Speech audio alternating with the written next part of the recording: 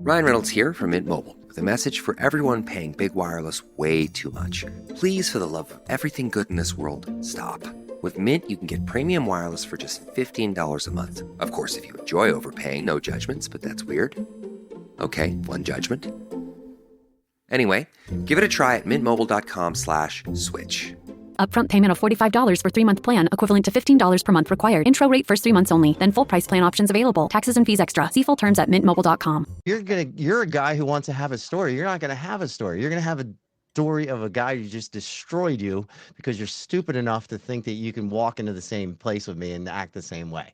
And this guy shut up so fast. And I get that a lot of times with people with podcasting. And I don't mean to insult anyone who's podcasting, but if you're not in it for the love of it, you're going to be disappointed real fast. And I'm sure you guys can back me up on that. Oh, yeah.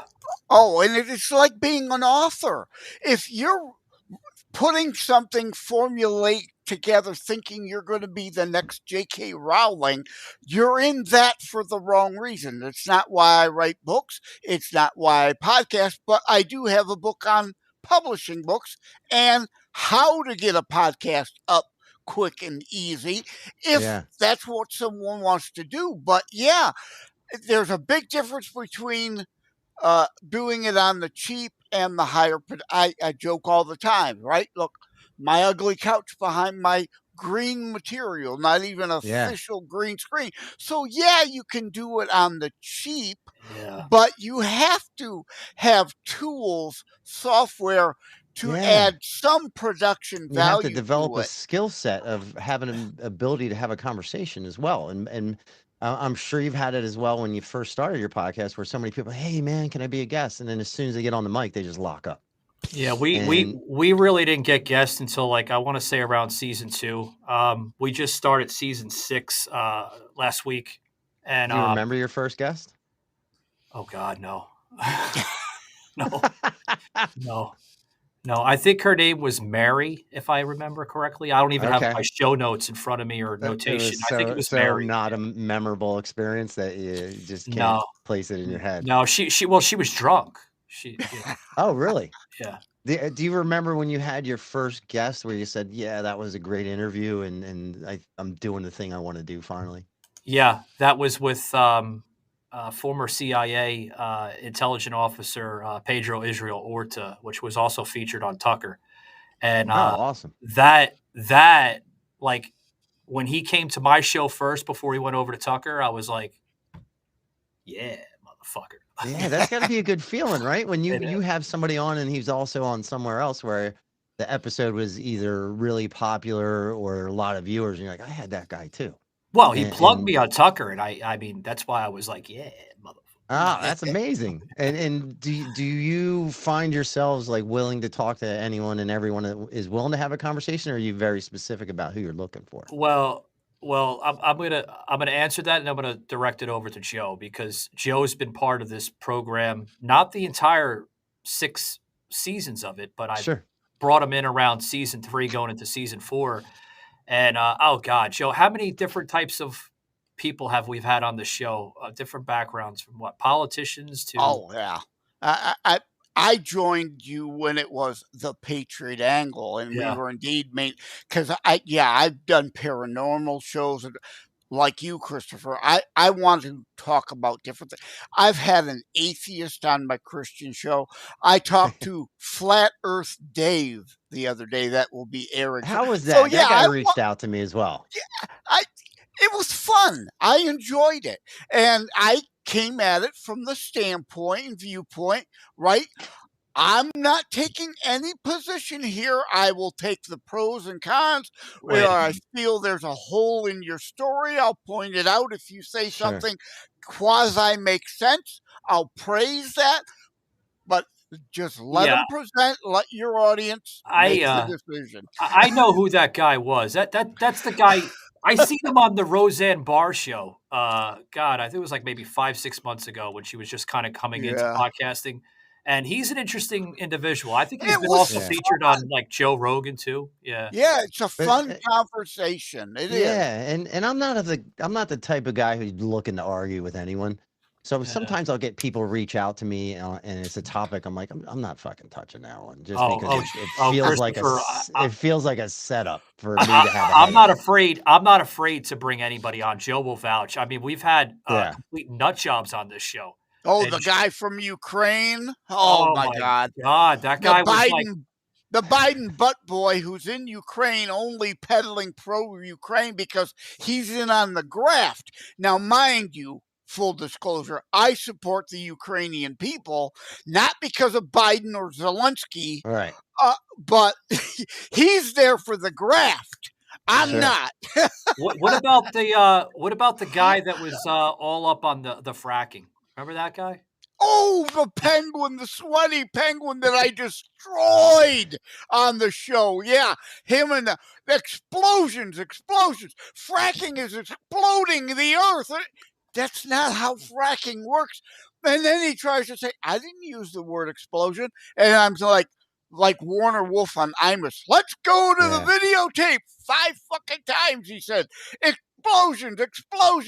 It's not how it works. And You're a there's liar just or a moron. yeah, and I'm a kind of guy. I like to learn from people when I'm talking to them. I had someone reach out the other day, and the only topic they had was he wanted to talk about homophobia, and like I don't give a shit what anybody does. You can do whatever you want. I don't care, but I don't want to spend an hour talking about it because it's not something that's part of the realm of the world I live in. We actually Be had yourself, be your own person. That's great. I don't want to direct attention to it because it doesn't interest me, and yeah, it wasn't we an offense to the person. yeah, I would agree. We had a person that was similar to. Do you know who Blair White is? No. Blair White is a famous transgender individual that switched. I don't want to say switch because I don't believe in that bullshit, but Yeah. wanted to be the opposite sex. Sure. But we had an individual similar to her that wants to be called Levon DuPont on the show that's similar to a Blair White. And that was interesting It because was a very interesting yeah, conversation. yeah. And she wasn't your typical, transgender leftist transgender maniac of a lunatic. I mean, she The was like, Rainbow Alphabet Mafia crowd. yeah, She's not part of the Rainbow Alphabet Mafia. Yeah, and there's exceptions to the rules for She sure. is conservative and right like the log cabin Republicans. I'll have a conversation with them all day long, but you Rainbow Alphabet Mafia cultural Marxist morons just looking to destroy culture is what it's really about. oh, No part of you.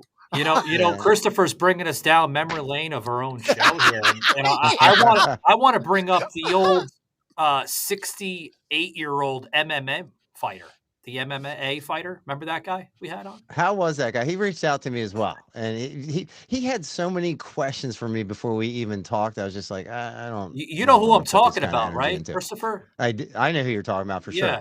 Yeah. He, God, I wish I had my I got to get my notes here when I plug people. I remember some of their names. I just don't remember all of them because I've had so much, different walks Yeah. of life on this show, from politicians to movie actors to Dean Simone, which was featured in the tequila commercial. I've had him on the show. I mean, so many different people. Who are some of your favorites? And the my reason I'm asking, like, I didn't come on here to interview you, but I love talking to other people on sounds like it. podcasts. Yeah. And for me, it's interesting because it seems like a lot of us have similar experiences. Oh yeah. And it's a feeling out process of figuring out who you want to talk to, how you want to talk to them, and if it's a good interview. And there's been times where I've gotten off an interview and I'm like, that just sucked. I didn't enjoy that. It was like pulling teeth, and like this. It happens not that often, but I don't enjoy it when it happens. Christopher, to your point, I had somebody. Full disclosure, I don't like talking about it. It's not something I'm proud of, but I feel it important to say. I am a suicide attempt survivor of 2004. Somebody approached regarding a, co-air show about mental health. Oh, I'm absolutely interested in being involved. Sure. Until then, he starts going, and it turns out really he's looking to charge people to come in and charge people to be on. It's really a money-making scheme. And all these questions, no, done, hard pass. No, you're a scammer, you're a con, you're just looking to cash in. Whereas that's an important topic to me, and I'll be on any show that wants to talk about it. And you get better at detecting who those people are the more you do. Yeah. Yeah, I would agree. But my all-time favorite would have to be, one of my all-time favorites having her on the show, April Brucker, the female ventriloquist. Oh, God. What her fun. Trump dolls? Yeah. Those Now, were fun. is she, does she have a microphone for herself and one for the puppet? No. Yep. No, Joe. No, she spoke. She did speak and then had she interacted. Yeah. No, he's talking about like separate microphones for the puppet like for the visual part of it. No, she doesn't have that. Yeah, no. But she picks on. She's a comedian like you should be. She has a Biden doll and a Trump doll, and we should all keep a sense of humor. Yes. Do you think comedians are going to be the ones who save the day and bring back many of them political correctness cowardly, and help people not be so fucking sensitive? Yeah. Chappelle. Yeah. I mean, we just did a piece on James DeLisco Beeks that that guy's he's a talented individual. I mean, his pitches, they call him they call him a modern day Judas, but they also call him another version of a Michael Jackson, a Prince, and a male version of Whitney Houston because of his vocals. I mean, he can go from the medium level of a pitch. Oh yeah. All Check right, him Michael, out. you set one up. He's good with the pitches, but hey, you're good with the bitches. So well, Joe, hey, I gave you a compliment finally, though. I know, it wasn't Joe. a dig. I know, Joe, but if you could ever let me get a word in, it would be a fucking miracle. And how are you two guys connected to each other? Because you seem like you're in different parts of the country and you somehow met somewhere. So how are you two guys connected to each other? We met through a digital podcasting connecting site through a matchmaker.fm type of site. Okay. And I've had him on the show once, and then we decided to bring him on for a follow-up. To interview for my book, Terror Strikes Coming Soon to a City Near You. He invited me back, and then another couple times, and he said, hey, you want to be part of the show? Before you know it, you were the guest that never left. Yeah, we're trying to get rid of him, though. Joe. Yeah, we're trying to get rid of him slowly. No, I'm just joking. No, Joe is a tremendous asset to the show. He really is. We all love him here. Myself. I'm the lame pun king, as you've heard several times today, and indeed part of the Shockcaster crew. It's like Who are some of the guys that you would really love to talk to? Because I have a wish list, and I'm setting the bar high on some of these guys I want to talk to. And I'm of the mind that in 2025, I'm just going to shoot as high as I can every time I'm reaching out to somebody. And is there a wish list for you guys, or how do you figure out who you want to talk to? Yeah, well, my top 5, which I'm filling up those buckets. I've had a couple of high-end guests on the show already, but my top 5 would be legendary Hulk Hogan, which will be featured on here soon. That sounds like it's going to be fun. Very, very soon. We also would like to have. I spoke to my producer here. We'd also like to have, aside from Hulk Hogan, I'd like to bring on Rudy Giuliani. Okay. Donald Trump would be in that top 5. For sure. Obviously, I want to go with Pat McAfee. I think he's a tremendous talent of a sports commentator.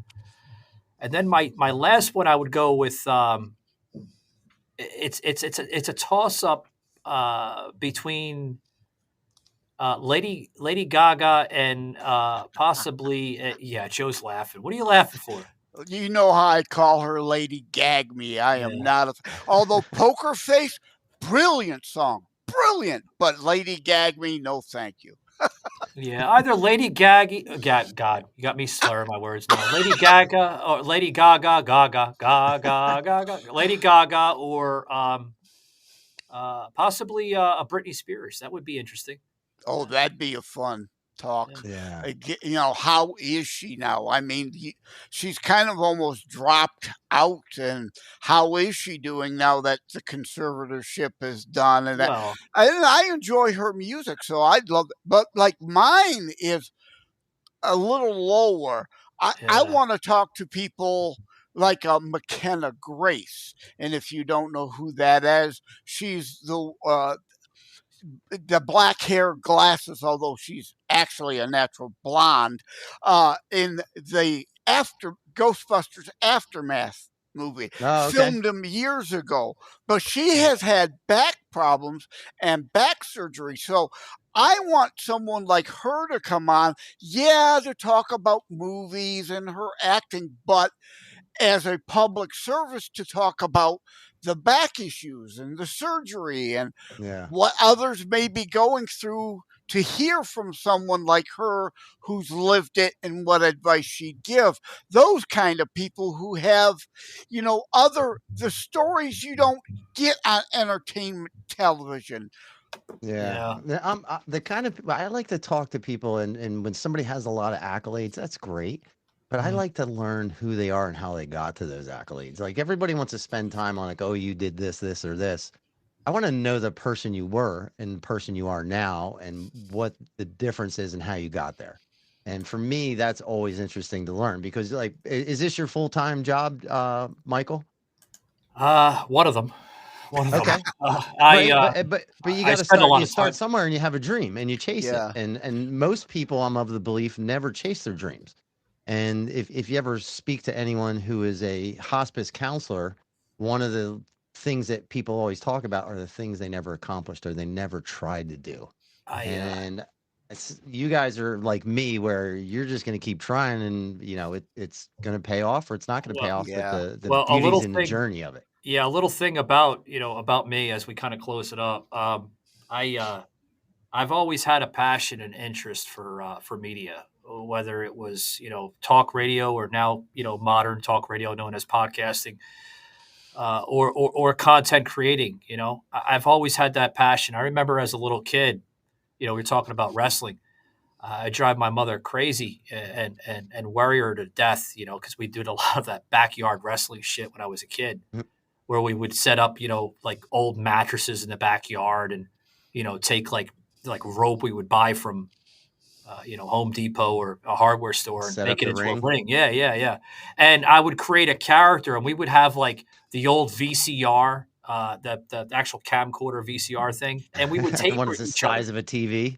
Yeah, Yeah. yeah, we would tape each other, Christopher, and we would like take music from like Metallica or Pantera, and make up these like characters, and we would have like a curtain that would come out of my friend's basement, as the Ah, that's entrance, awesome. and we would come out and we would have like women, like well they were girls, our age, and they would be like managers, or they would be valets or announcers, and I Yeah. mean, we would run a whole show. And I from there, it stuck. I was like, man, I'd like to do something like this later in life. Yeah. Yeah, and I learned something.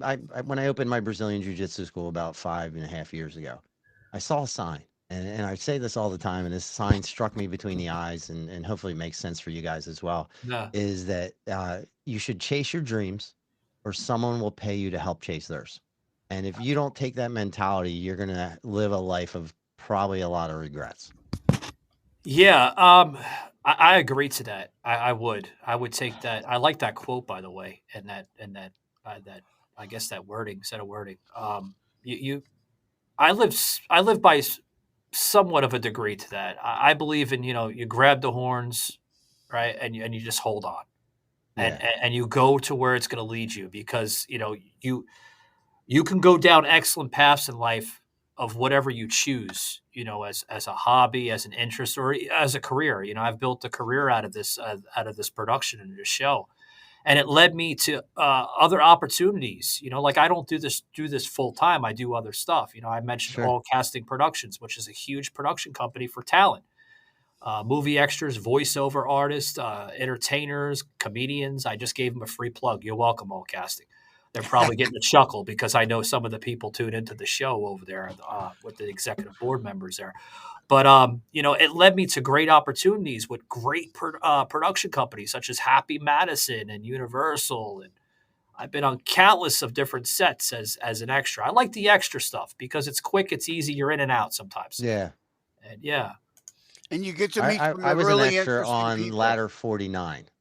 It's the only. Actually, my two credits are Baby Jesus in second grade, and then also I was in Ladder 49. And what happened was my wife and I went to. I convinced my wife to go to a casting call, and she went and I went and they took our pictures, they took all your information, and maybe like 6 months down the road, the phone rings.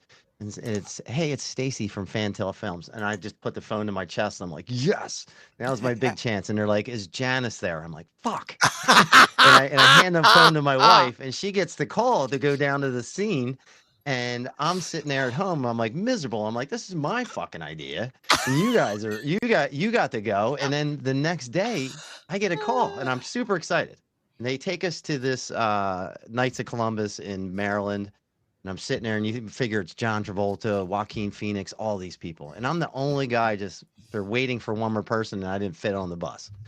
So the bus comes and picks me up, and it drives me to this bar. And there has to be like 500 people outside with cameras, and they're all getting ready when the cameras pull up, and they swing the door open, and you hear click, click, click, click, click. And the second I step out, you start hearing click, click. Like it just slowed down to like a 0 within like a second of me stepping outside of this. But I'm thinking to myself, I'm like, this is the greatest. Like just being a guest on this and what an extra watching these people that you've seen on TV or movies in front of you. yeah, And it's just amazing. And then plus you get all that free food. It's a yeah, good day all the way around. yeah. I still get that feeling. Like I've been on countless of different sets. In Georgia, Florida, the Carolinas, all over the country for that matter, including a couple of countries. Actually, I've been to about 4 different countries. Wow. As an extra, which I was like, I was shocked. I'm like, you're gonna fly me all the way over there? Are you gonna pay for my airfare and hotel? Yes, sir. We'll pay for your airfare, you'll have excellent accommodations, a Hilton or a Marriott, and paid me handsomely, by the way. But I still get that feeling, every set I'm on, I get that, like that fan base type of vibe where I Yeah. meet the actors and I'm nervous as shit. Like I was just working with Michael Keaton and Jenna Ortega with Oh wow. Beetlejuice 2. And I mean, when I met them, I was like, I was nervous. I was shaking a mile a minute. I look like a guy with, like similar to like Michael J. Fox. No, sorry I'm offended, but I mean, literally, I was like, We grew up watching these guys. yeah. Yeah. And Well, it I'll was tell you great. what, man. I appreciate you guys having me on the show. I know I ran you guys a little bit long, and it was That's fine. interesting watching Peter Fox ahead of this. So I didn't mind the delay, Yeah, and I appreciate you having me on. It was interesting being a guest. It's hard to be a guest, especially it when you're is. used to being the host. So I apologize if I've tried to take over at any time, but No, I'm no. truly interested in what you guys do, and you guys seem like you have a really good formula and just your software and stuff you're using. Like I left it where I can see all the conversations on the screen and everything. And it's pretty cool because it's different than what I do, and I might try to implement some of this See, stuff this you is Yeah. what I guys like doing. This is what I like doing. I like doing Yeah. this, right? Going back. Hijack, Yeah. Yeah. hijacking the broadcast is my job, Christopher. Yeah, I'm sorry, Joe. Yeah, that's Joe. Joe overtalks a lot of us. I mean, but we love him. Nah, I mean, but you guys were great. I appreciate you allowing me to be a guest on your show. yeah, Christopher, it's coming, pal. Before we go there, I have to comment on this. Yeah. What the hell is going on with that backdrop? It looks like a meth lab gone wild. Oh, those are all different artwork on the walls that I've collected over the years. I have Yeah. a collection of skulls. This is my hangout room as well. And if you look to the left, I have 2 red high back leather tufted chairs with microphones. So when I have guests in the studio, this is actually my full-time studio. Oh, wow. So I spend a lot of time in here, and I'll do all kinds of stuff. And I can do up to 9 cameras in here. Holy shit. Yeah, and Wow. I've got lights everywhere. Like, Well, you mentioned 9 it's fun. cameras. I only have 2 cameras. I'm not using the other one. I usually use it if I have a live in studio guest. But Yeah, that's 9 when I'll switch cameras. to them. Wow, damn it. Yeah, and I'll stay with one camera when it's just an internet conversation, but in person it's it's a little more fun to go back and forth and kind of Who's zoom the in on chick people on and the have different wall? conversation. Who's the Which one are chick you on looking the at? wall? They got Over Marilyn your Monroe right. up there. Oh, is that Marilyn? Okay. Yeah. It's a bit obscured in the background, so I couldn't tell that. Yeah, was I got all her. the lights dialed down a little bit because it'll overwhelm the camera a little bit if I have everything on at the Now same you time. mentioned that's your main studio. Is that at your house or is it at a? It is at my house. When Okay. we first started my podcast with the other 2 gentlemen, it was up in my office, up in the upstairs. I have 4 kids, and there is probably hundreds of hours of audio of me just screaming at my kids because we would do it Wednesday nights when my wife was working and my kids were supposed to go to bed at 9 o'clock. And there's just thousands of episodes of me just screaming at them saying, "Shut the fuck up. I'm doing my podcast." And then we would edit that out of the shows. But like it's interesting for me, like how I've evolved my studio into something I love versus other people's studios. So for me, like looking at how everybody's set up is interesting. Like everything in here I've collected over Yeah. the years, and for me, everything has a memory associated with it, and that's what Well, it's like a place of comfort for me. well, Christopher, thank you very much coming on, AKA Joe Rogan 2.0. You do resemble Joe Rogan a little bit. Yeah. Poor man's Joe Rogan, right? Like no Poor money man's and Joe everything Rogan. else. Yeah. Yeah. Well, Well, I Christopher, appreciate you guys. yeah, I appreciate you, man. Where can some of the listeners and obviously the live stream guests You find can you? find the Kid and Friends podcast on YouTube, iTunes, iHeartRadio, Spotify, Amazon, Odyssey, and I'm sure I'm missing something. And then on Instagram, it's at the Dynamo at Dynamo Kid with 2 D's, and at the Kid and Friends podcast with 2 D's as well. I appreciate it. If anybody enjoyed the conversation, I certainly did. It was Yeah. appreciated. Well, I appreciate you for coming by. Thanks Yeah, very man. much. Thank you so much. All righty.